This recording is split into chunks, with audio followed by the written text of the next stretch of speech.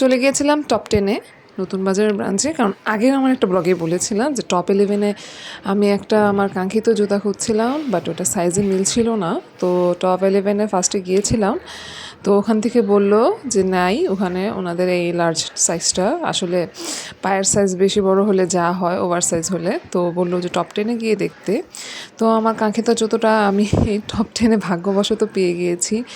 মানে লিটারেলি আমার খুব খারাপ লাগছিল যে জুতোটা আমার এত পছন্দ হলো, এই সেই জুতো যেটার জন্য আমার এত ঘোরা টপ 11 থেকে টপ 10-এ, তো পেয়ে গিয়েছিলাম। তো ফার্স্টে আমি গিয়েছিলাম টপ 11-এ। তো আজকে লোকেশনটা দেখিয়ে দিই, নতুন রামবাবু রোড, এইদিকে অলকা বাংলার ঠিক সাথে বিল্ডিংটাই হচ্ছে টপ 11। তো এখানে রিতমের ব্যাগ ট্যাগ জামা কাপড় আদার্স কিছু কিনে টিনে সব কিছু কিনে টপ 10-এ গিয়েছিলাম।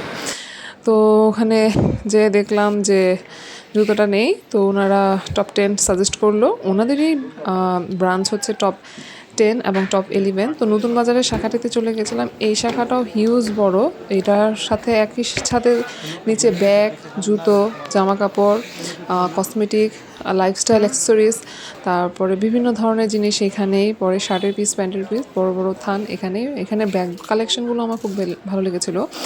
ব্যাগও এখান থেকে একটা নেব ভেবেছি, বাট আমার টপ 10-এর থেকে টপ 11-এর ব্যাগের কালেকশনগুলো খুব ভালো লেগেছে, কারণ ওখানে টপ 11-এর একটা সাইডই শুধু ব্যাগের।